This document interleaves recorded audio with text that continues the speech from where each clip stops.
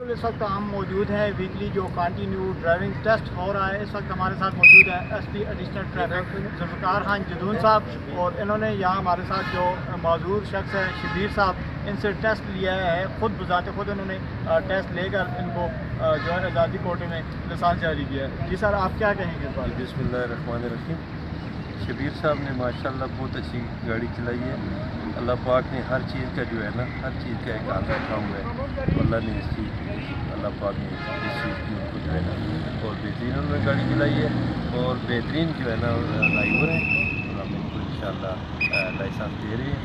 یہ دردی کا کام کرتے ہیں اور بازار میں کرتے ہیں, اور اللہ پاک ان کو جو ہے نا اس چیز کی جو چیز بھی ہے ہر چیز کا اللہ پاک نے جو ہے نا ایک رول حال ایک رکھا ہوا ہے. ان کا حق ہے, ہم نے باقاعدہ ان کا کوٹا ہے, اس کوٹے کے تحت انشاءاللہ ہم نے احساس دے رہے ہیں. بہت بہت شکریہ جی.